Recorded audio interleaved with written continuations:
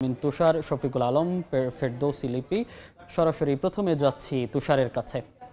আমরা এখন যেখানটায় অবস্থা, কিন্তু যারা আসলে ফলাফল প্রত্যাশিত শিক্ষার্থীরা রয়েছেন, বিভিন্ন যারা প্রার্থী রয়েছেন, তারা কাঙ্ক্ষিত ফলাফল এই যে বিজ্ঞান, এই যে ইঞ্জিনিয়ারিং অনুষদ, সেই ইঞ্জিনিয়ারিং অনুষদের ফলাফল জানার জন্য অবস্থান করছিলেন। সিসিটিভি অনুমতি নেই, তবে সেখানে যখন আমরা ছিলাম সেখানে আমরা যেমনটা দেখেছি যে এখনো পর্যন্ত যে 8টি কক্ষ রয়েছে সেই 8টি কক্ষের মধ্যে একটি কক্ষে সেখানে যখন আমরা ছিলাম সেখানে আমরা যেমনটা দেখেছি যে এখনো পর্যন্ত যে 8টি কক্ষ রয়েছে সেই 8টি কক্ষের মধ্যে একটি কক্ষের যেই ব্যালট পেপারগুলো সেগুলো বুঝে নিয়েছে, এবং আরও একটি কক্ষের দ্বিতীয় কক্ষটির যে 117 নম্বর যে কক্ষ ছিল সেই কক্ষটির যেই ব্যালট পেপারগুলো সেগুলো বুঝে নেওয়ার কার্যক্রম কিন্তু এখন চলছে, এবং সেগুলো বুঝে নেওয়ারও আমি যখন বের হয়ে আসলাম তখন আসলে সবশেষ আমরা দেখেছি যে প্রায় শেষ দিকে যারা আসলে পোলিং এজেন্টরা রয়েছেন তারা আসলে তাদের হল থেকে এখানে এসে সেই গুণের যে ব্যাপারটা, যে কয়টি ভোট পড়েছে তারা বলছিলেন 372টা মতো ভোট তাদের ওখানে কাস্ট হয়েছে, সেই কাউন্টিংটাই তারা আসলে এখানে আবারও নিশ্চিত করে তার পরবর্তী সময়ে কিন্তু তারা আসলে সেটা নিশ্চিত হয়ে স্বাক্ষর করে সেখান থেকে বের হবেন। এভাবে করে প্রতিটি আলাদা আলাদা এই যে বাকি এটার পরবর্তীতে আরও হল যেই কক্ষগুলো ছিল সেই কক্ষগুলো থেকে আসবে, এবং সেই কক্ষের পরবর্তীতে কিন্তু এভাবে আসবে, এবং তার আগ পর্যন্ত কিন্তু প্রতিটি কক্ষে কিন্তু একদম সিল করে ব্যালট বাক্সগুলো রাখা হয়েছে যেন আর কোনো ধরনের ব্যালট পেপার সেখানে দেয়া না যায়। এই জিনিসগুলো খেয়াল রাখা হচ্ছে, সেই সব কিছু কিন্তু খেয়াল রাখা হচ্ছে।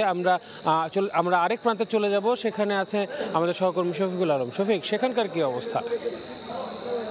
যেটি বলতে পারি আসলে ভোট গণনার কীভাবে ভোটগুলো গণনা হচ্ছে, যেখানে যে প্রতিটি যে বিভাগে যে ভোট হয়েছে সেই বিভাগীয় প্রধান প্রাথমিকভাবে সেই ওএমআর শিট বা ব্যালট পেপারগুলো তা বিভাগীয় চেয়ারম্যানের কাছে জমা দিবেন, এবং বিভাগীয় চেয়ারম্যান সেগুলো ডিন অফিসে জমা দিবেন, এবং ডিন অফিসের পরে সেই অনুষদে জমা দেয়, যে অনুষদের পরে সেই ওএমআর শিটগুলো কিন্তু ব্যালট পেপারগুলো এই যে কেন্দ্রীয় যে সংসদের নির্বাচন যে ব্যালট পেপারগুলো সেগুলো কিন্তু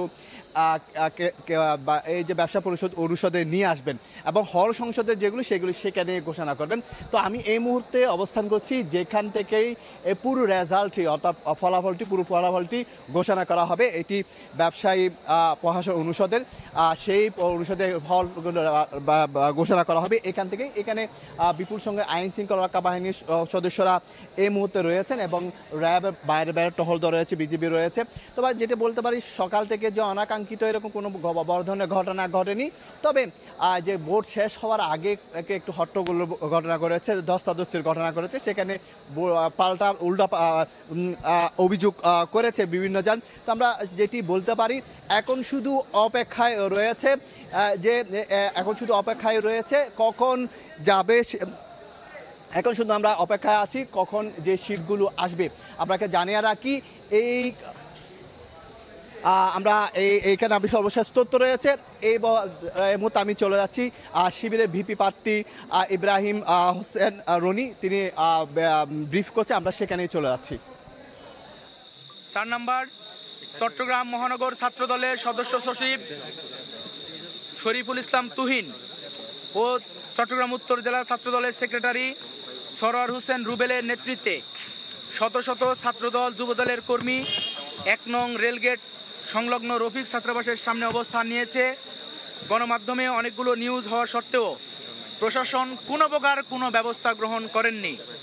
5 শহীদ তরুয়া ভবনের এফ রহমান হল আলাওল হলের এলইডি স্ক্রিন প্রথম থেকে 2 ঘন্টা বন্ধ ছিল।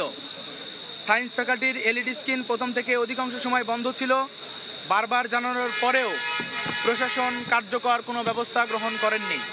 6 বিবিএ ফ্যাকাল্টিতে একজন নারী শিক্ষার্থী বোন ভোট দিতে না পারার অভিযোগ উঠেছে। 7 বিবিএ ফ্যাকাল্টিতে ভোট গ্রহণ শেষে ছাত্রদল নেতাকর্মীরা মব সৃষ্টি করে ভোটের শান্ত পরিবেশকে অশান্ত করে। অনেকক্ষণ ধরে তারা কারণ ছাড়া শোরগোল করলেও প্রশাসন নিশ্চুপ ছিল। আমরা প্রত্যেক অভিযোগ সাথে সাথে মৌখিক ও লিখিতভাবে নির্বাচন কমিশনকে জানিয়েছি। আমাদের এই 7টি বিষয়ে অভিযোগ ছিল এবং নির্বাচন কমিশনের সাথে আজকে আমরা কোন কথাগুলো বলেছি আপনাদের সামনে উপস্থাপন করেছি। এর বাইরে যদি কোনো প্রশ্ন থাকে তাহলে কোনো প্রশ্ন আসলে আমরা সেই প্রশ্নগুলোর চাকসু নির্বাচন নিয়ে চট্টগ্রাম বিশ্ববিদ্যালয়ে ব্রিফ করছিলেন শিবির সমর্থিত প্যানেল, এবং বাকি অংশ দেখতে চোখ রাখুন সময় টেলিভিশনের ফেসবুক পেজে।